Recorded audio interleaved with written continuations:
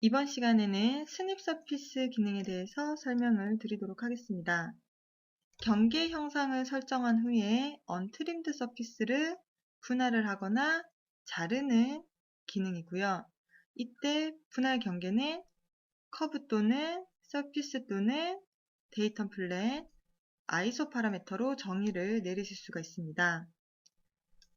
이러한 면을 스냅을 한다라고 가정을 하면 교차하고 있는 서피스의 모서리에 의해서 스냅이 가능하고요. 서피스 자체로도 스냅이 가능합니다. 스냅을 했을 때 자르기를 하게 되면 이러한 형상으로 자르기가 되는데 우리가 알고 있는 트림드 시트 기능으로 실행을 했을 때와 동일한 결과물을 얻으실 수가 있게 되겠습니다. 하지만 서피스의 구조로 따지고 봤을 때에는 트림드 시트로 작업을 했을 때랑은 다른 결과물을 가지고 오기 때문에 이 구조를 가지고 설명을 좀 더 드리겠습니다. 이러한 곡면을 생성을 하기 위해서는 UV 방향의 디그리인 차수를 정의를 내려서 곡면을 생성을 하시게 되는데 회색으로 보이는 이 부분을 디그리 구조를 보시게 되는 거고요. 이 면에 이러한 커브가 있다라고 가정을 하고 이 커브로 잘라 보겠습니다. 트림드 시트로 자르게 되면은 구조가 바뀌지 않고 유지를 하면서 트림이 되는 기능이고요. 자르는 기능은 디바이드 페이스 기능과 동일하는데요. 구조를 유지를 하면서 등분만 내고 두 개의 시트로 나눠지게 되죠. 두 가지 기능은 모두 원본의 디그리와 패치 값이 변함없이 가지고 있다는 점이고요. 스냅 서피스는 원본이 가지고 있는 디그리와 패치 구조를 스냅 서피스에 유지를 하면서 변경이 된다는 겁니다. 그래서 이 면을 잘라도 세 개로 나눠져 있던 이 구조가 그대로 유지가 되면서 스냅이 된다는 겁니다. NX를 띄워서 기능을 살펴보도록 하겠습니다. 예제 파일은요. 스냅 서피스 파일을 오픈을 해주시고 시트 바디가 이렇게 두 개가 있고요. 여기서 스냅 기능을 실행을 하겠습니다. 실행을 하신 후에 리셋 버튼을 눌러 주시겠습니다. 타입에 보면은 5가지가 있는데요. 첫 번째 커브 타입부터 적용을 한번 해볼게요. 타겟에서는 이 하늘색 면을 선택을 하시고요. 바운드리는 이 커브에 의해서 스냅을 하겠다라고 OK를 해주세요. 실행을 하고 나서 결과를 보게 되면은 트림드 시트 기능과 동일한 것을 보실 수가 있습니다. 하지만 서피스 구조를 봤을 때는 다르다고 말씀을 드렸는데요. 서피스 구조 보는 방법 두 가지에 대해서 설명을 드릴게요. 인포메이션에 서피스에 들어가시면 두 번째 옵션에다 체크를 하고 실행을 한번 해보겠습니다. 면을 선택하고요. 보게 되면은 이 면이 가지고 있는 구조를 UV 방향에 의해서 갈색 커브로 보여주는데요. 이쪽 방향과 이쪽 방향 둘 다 2차, 2차로 나눠진 것을 보실 수가 있어요. 다시 한번 확인을 해볼게요. 이번에는 메모장으로 확인을 해보겠습니다. OK 하고 다시 선택해서 확인을 해보면 U방향과 V방향의 차수가 2라는 것을 보실 수가 있죠. 이렇게 해서 인포메이션에서 확인을 해주실 수도 있고요. 키보드에 F5를 누르게 되면 리프레시가 되고요. 이번에는 폴 구조에 의해서 확인을 할 수 있는 방법을 설명을 드리겠습니다.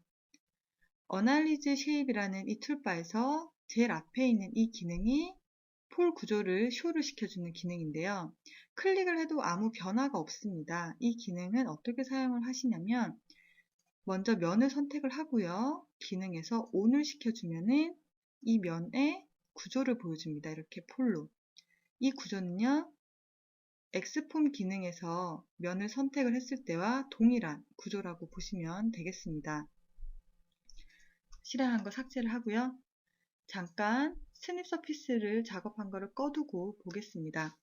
껐을 때도 UV 값으로 2차 디그리인 것을 보실 수가 있는데 스닙을 적용했을 때도 동일한 구조를 가져가는 것을 보실 수가 있고요. 트림드 시트와 비교를 한번 해드리겠습니다. 꺼두신 상태에서 트림드 시트 기능을 실행을 하시고 타겟에서 이 면을 바운드에서 커브를 OK를 하면은 트림드 시트는 구조를 그대로 놔둔 상태에서 트림만 하는 기능이 되겠습니다. 이때 언트림 기능을 적용을 한번 해볼게요. 실행을 하고요. 면을 선택하고 OK를 하면은 원본이 가지고 있던 이 서피스의 구조까지만 언트림이 되는 것을 보실 수가 있겠네요. 선택을 하고 삭제를 하신 후에 이번에는 면을 트림을 하지 말고요. 디바이드로 잘라 보겠습니다. 자르는 기능은 인서트 안에 트림 안에 디바이드 페이스라고 존재를 합니다. 면을 선택을 하고요. 두 번째 단계에서 커브에 의해서 디바이드를 하면은 서피스가 이렇게 두 개로 분리가 되면서요. 하나, 둘, 구조는 그대로 유지를 하게 되는 이런 기능이 디바이드 페이스인데요. 스닙 서피스에서 분할을 하게 되면은 어떻게 되는지 비교를 한번 해보겠습니다. 스닙 서피스 잠깐 삭제를 하고요. 커브가 사라진 것 같은데 지금 뒤에 하이드가 되어 있습니다. 컨트롤 시프트 U를 하면은 다시 앞으로 넘어오고요. 스닙 서피스에서 분할을 해볼게요. 면을 선택하고 두 번째 단계에서 커브를 선택하시고 세팅에 가보시면 디바이드가 있어요. 이때 선택하고 OK를 하면은 똑같이 면이 분할이 되는데 두 개의 피처로 나오고요. 구조를 다시 보겠습니다. 폴 디스플레이를 하게 되면은 분할된 면에도 디그리가 UV 방향으로 두 개씩 나눠져 있는 것을 보실 수가 있겠죠? 이렇게 스닙 서피스는요, 서피스의 구조를 그대로 가져가면서 자르거나 분할을 하는 기능이라고 보시면 되겠습니다. 두 개 다 삭제를 하시고 이번에는 서피스에 의해서 잘라보도록 하겠습니다. 이 면으로는 이 면을 스닙을 할 수 없기 때문에 매치를 시킨 후에 스닙을 적용을 해 보겠습니다. 매치 엣지를 실행을 해 주시고요. 리셋 버튼 누른 상태에서 녹색의 면의 모서리를 선택하시고 두 번째 레퍼런스에서 이 모서리를 선택을 하셔서요. 그대로 OK를 하시면 모서리가 일치가 되면서 되고 편집을 들어가셔서 이 화살표를 잡아 당기시면은 옵셋이 되면서 매치 엣지를 실행을 하실 수가 있어요. 무브먼트에서 프로젝트 타입일 때만 가능합니다. 쭉 잡아 당기셔서 옵셋을 한 후에 OK를 해보면 매치가 되면서 이동이 되는 것을 보실 수가 있죠. 이 서피스에 의해서 스닙을 작업을 해볼게요. 두 번째 타입에서 면 선택하시고요. 바운더리에서 녹색 면을 선택을 하면은 OK를 해보면 면이 부족해도 스닙이 되는 것을 보실 수가 있겠습니다. 세 번째 타입은요.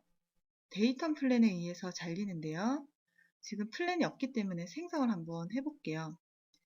데이텀 플랜 들어가서 인펄드에다 놓고요. 임의 점을 하셔도 되고 엔드점에다가 만드셔도 됩니다.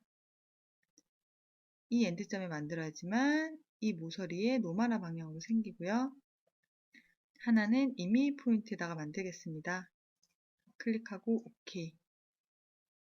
스닙 서피스 중에서 세 번째 타입 타겟을 선택하시고 바운더리에서 데이텀을 선택을 할게요. 이 데이텀을 선택하면은 이 데이텀에 의해서 잘려지게 됩니다. 어플라이를 하시고 한 번 더 선택을 하고요. 데이텀 플랜을 선택한 후에 화살표 방향으로 옵셋을 실행을 하시면 옵셋만큼 떨어진 상태에서 스닙이 된다는 겁니다. 마지막 아이소 파라미터는요. 아이소 파라미터 커브 기능을 우리가 배웠는데요. 그 방식에 의해서 잘리게 됩니다. 타겟을 선택하시고 U 방향으로 지금 50만큼 줄어들게 되는 거죠. OK를 해서 볼게요. 그리고 이 면도 쇼4를 해서 보겠습니다. 껐을 때에도 디그리 2인데요. 스닙을 해도 그대로 유지가 되죠. 마지막 V방향에 의해서 한번 해볼게요. 선택하고 V방향으로 50만큼 줄어들면서 스닙이 됩니다. 이렇게 이제 스닙 기능에 대해서 설명을 드렸고요. 근데 가령 스닙을 하려고 하다 보면 안 되는 면들이 있어요. 어떤 면들이 있냐면 제가 이 면에서 트림 앤 익스텐드로 면을 좀 늘려보겠습니다. 면이 부족해서 이렇게 늘리게 되면은 폴 구조가 트림된 면보다 더 크게 구조를 가지고 있죠. 이러면은 이 면은 한번 트림이 된 면이기 때문에 스닙에서 적용을 할 수가 없습니다. 선택을 해보면 이런 메시지가 떠요. 트림이 되었기 때문에 적용을 할 수 없다라는 메시지가 뜨는데요. 이 스닙은 모든 면에서 적용이 되는 게 아니라 언트림드 면이나 빗서피스일 때만 적용이 된다라는 걸 알고 계시고요. 굳이 하셔야 된다라고 하면 이 면을 언트림을 적용을 하신 후에 실행을 해주시면 되겠습니다. 여기까지 해서 스닙 서피스 기능에 대해서 설명을 모두 마치도록 하겠습니다. 수고하셨습니다.